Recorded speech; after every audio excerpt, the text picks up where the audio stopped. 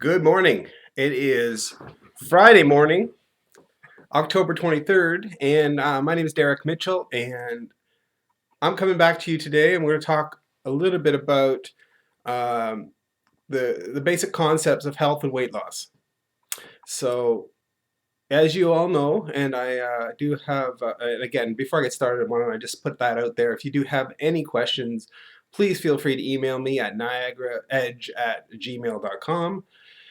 And I'll definitely be happy to answer any questions, any comments you have on the video. Please put at the bottom of the YouTube video, and I will respond. As well as please like this video if you do, and subscribe to me if you haven't. If you feel that I'm adding to your day or your week or your month or your year. Um, I took that from the Friends song, but anyway.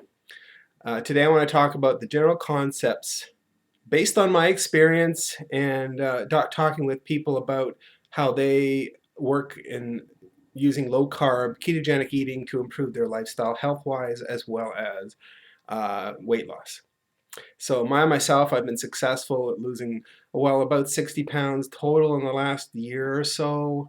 And previous to that, I've done this type of eating a couple different times until recently, until this last go around. I hadn't really understood the health concepts of it, improving cardiovascular health, heart health, uh, removing the fat around your major organs, increasing your metabolism, making your body burn fat as opposed to just being an efficient mechanism to lose weight, and also that the foods that you eat are very healthy if you do not eat processed foods. So, uh, concept number one: eat correctly.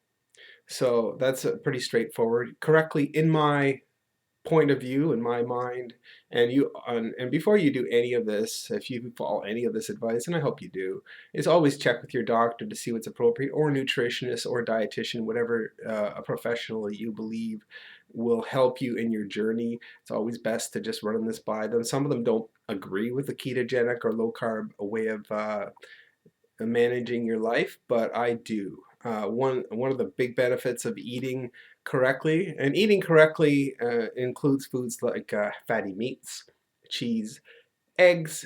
Now, again, cheeses and dairy, if you cannot tolerate it, then you can remove that. Certain leafy vegetables, you can have in the diet. I would say, don't do too much of that, but you can certainly have that. They do have some carbohydrates. Restricting your processed and starchy carbohydrates is the main focus of the way I eat, and that I suggest others to be able to be healthier and lose weight. So no rice, no potatoes, no pasta, no bread, nothing that breaks down and acts somewhat like sugar in your system. So basically no sugar either, no junk carbohydrates. That would be packaged foods that say they're, lower in carbs, but they have all this chemically crap. I would suggest staying away from that. Uh, Sweeteners, I use stevia. I try to avoid others. I do occasionally use things like sucralose and erythritol uh, and others, but not too often. I'm trying to get the sweetness factor down. So, concept one: try to make sure your diet is lower in carbohydrates, as low as you can get it. I try to keep it under 20 grams total per day. I know that's hard, but that is what I aim for. I also aim, when I'm doing this eating style, is to aim to eat 80% of whatever you ingest on that particular day as a fat. And I'm talking about healthy fats. I'm talking, again, fats from meats, like really bacon, fatty pork, fatty beef. And then I substitute things in like butter and coconut oil to increase the amount of fats, and moderate protein. So I try to keep mine around 80 grams, no more than 100 grams a day for my body type. If you're a smaller person than I am, 5'10", about 188, 189 pounds right now, then I would suggest you try to keep it to around 60 grams to 70 grams of protein at the most. If you're a bigger person and somebody who works out, you may want to look at 100 or 120. I wouldn't go too much above that for this type of eating. So, but you do definitely need to look at your body and how it reacts to protein. And of course, carbohydrates keep as low as you can possibly do, preferably less than 20 total grams per day. So the first item is is the food or the what you ingest on a daily basis. Now, there's a few others that may come as a shock, and those include some hormonal changes as well as your lifestyle patterns. The second one is sleep. If you don't get a good sleep, I mean a quality sleep, if you don't go to bed early enough, then that will affect your hormonal levels and will make it more difficult for you to lose weight, and it's also not as healthy. As a general rule, I mean, I have a suspicion there are exceptions, but on the whole, I would say that if you can get to bed, before and or around 10 o'clock in the Eastern time zone, North America, I'm talking about. So if you're in a different time zone, you have to look at whatever your circadian rhythm permits as far as getting to bed. The earlier you get to bed, the better sleep you have earlier, the more quality sleep you'll have overall.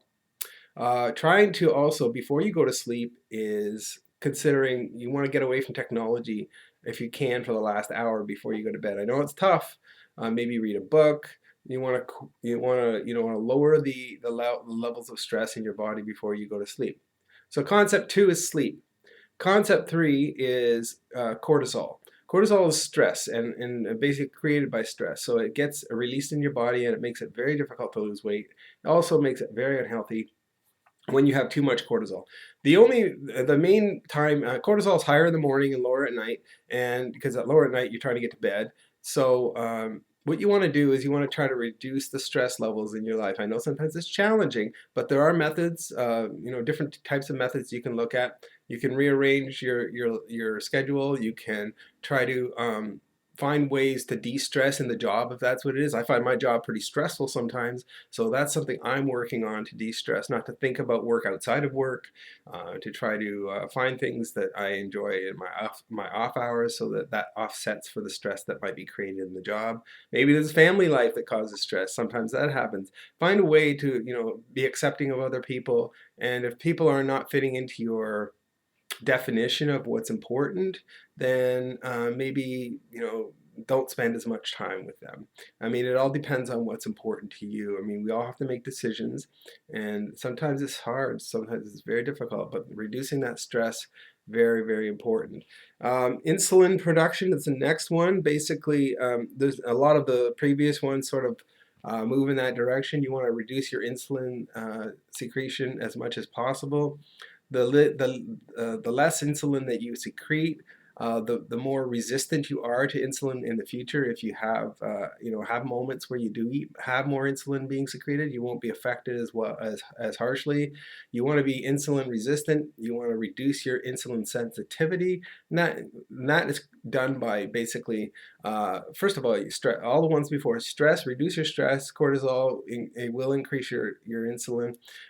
Even if you're near foods that are like high carbohydrate or foods that you smell or look at, sometimes that'll trigger an insulin response. So try to avoid that if you can. I mean, sometimes it's unavoidable. I had that happen to me yesterday. Another one is if you eat, any kind of processed carbohydrates are going to increase your insulin secretion. So you want to reduce that. The reason you want to reduce insulin secretion is because it is the main factor for your storing of fat.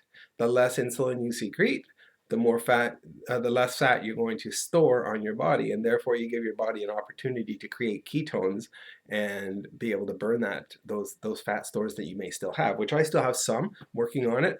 As I mentioned yesterday, I'm going to be, towards the end of the month, November 1st, I'm planning on doing a fast to see how that improves my insulin sensitivity or insulin response. So I want to be able to make myself less insulin sensitive, so that I know that I'm resistant to the uses when insulin is secreted. It doesn't affect me as harshly.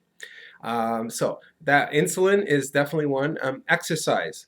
Now, people exercise, I understand that. It makes them feel good. Endorphins are released. And I definitely promote exercise to a point. What you do is you want to do exercise that's planned so that you're not pushing your body to have a cortisol or stress response. Things that are important are like tension, like using rubber bands, certain weightlifting, that kind of thing is the kind of thing. You don't want to be doing a lot of carbohydrates. You don't really want to do a lot of riding of bicycles or running or walking is fine because it does even out and you don't get too pushed. But you don't want to push your body too hard so that it starts producing that cortisol response. That's essentially what you're trying to avoid. So exercise is fine. It actually can enhance weight loss. It can improve. It definitely improves your health. It's good to have your cardiovascular system being affected by your the movement activity. You should be up and around doing things, and I absolutely subscribe to that. Now hormones, there's other hormones such as leptin, that your hunger hormone that makes you want to eat more, that are affected by the type of foods you eat. So essentially that's what I just wanted to go through some of the factors that may be causing you not to lose weight or not to feel better about what's going on in your body. You should always be aware of how your own body is reacting. That is really a big precept, a concept of what I subscribe to, is testing your own limits, to feeling, understanding what your body is capable of. One person may be way more sensitive to insulin or carbohydrates than another. Some people actually can handle carbohydrates, like additional carbohydrates, more than others. I am insulin sensitive, so I definitely have to be careful about carbohydrates. When I start eating them, I crave them more and I want to continue to eat more. So I understand that for me, this type of eating is very important. But it's not just the food. Food is important, but it's also stress levels, hormone levels that affect everything that everything that your body does and how it reacts, how you feel in the morning. When you eat properly, you have lower stress. Your brain is clear. You're able to focus and think about things that you want to do and make your day productive. And then when you do relax, you can truly relax and have a peaceful way of being. Um, so I'm just basically wanted to put it out there. I wanted to share with you what I'm thinking. And every day that I can do a podcast or a YouTube, I'm going to do it. And I definitely want to hear from you about any questions, concerns. Are you starting this? Is it something you need a little advice on? Happy to provide it. I do some coaching. I definitely want to help people, reach that point where they're feeling like this is the right type of eating for me. And while low carb ketogenic eating is definitely something I advocate for the majority of people, I am sure there are some people out there where it just may not be the right thing for them. Maybe psychologically they just don't like that type of food. Some people are more focused on the vegetarian type of eating, and I understand that. So if the ketogenic eating meat, cheese, eggs, fatty foods, uh, fatty healthy foods, and you should also, as far as the foods go, try to avoid any processed vegetable oils. They definitely are not good for you. They definitely make it harder for you to lose weight as well. Olive oil is probably is one I would use in salads. I wouldn't use heated olive oil. Coconut oil is definitely a good oil to have. Got lauric acid. It's very, very good. It's a medium chain triglyceride. Very, very good for you. So I try to break it down to simple levels. Basically, try to eat the majority of the time the way that I was mentioning. So lower carbohydrates, not too much starchy items such as potatoes, rice. Try to avoid those completely. Bread especially, because it's pretty much like sugar. It breaks down in your body when you start eating it. So it's a cold day here. It's Friday, so I'm gonna go out soon and just take a look at the day and get some errands done. And it's a nice day off for me from work too. So this is a way for me to de-stress. Some people, I just want to mention coffee. Coffee is something that depends on the person. Uh, some advocates say don't drink any coffee. Some advocates say, well, okay, just decaf coffee. I say figure out how it affects you and make a decision for yourself. Sometimes coffee can actually it does stress out the adrenal glands, so there can be a negative impact. But there's antioxidants in coffee and tea that really make the health aspect of coffee and tea very, very useful. I add coconut oil to my coffee and blend it up in a blender. Sometimes I'll add heavy cream to it. So whatever works for you. You have the basic concepts. There's some great books out there. One is by Jimmy Moore called Keto Clarity, and I definitely promote this way of living. So I wouldn't have been able to take off and keep off the amount of weight I have and also feel a lot better. I still got some work to do. And that's why I'm going to try this fast in November to see where it gets me. And if I completely, like after a day, say enough is enough, I'm going to stop. I'm going to listen to my body, and I suggest you listen to your body.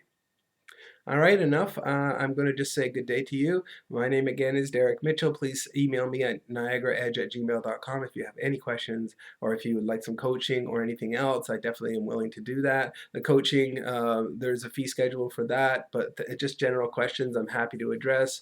And also, if you like this video, I would love it if you please like it at the bottom of the screen. And if you want to subscribe, I'm very happy to have you on board. Okay, looking forward to talking to you next. Have a good Friday, and I'll probably be talking to you on the weekend, but if I don't, then I hope you have a wonderful weekend. Take care, and we'll talk soon.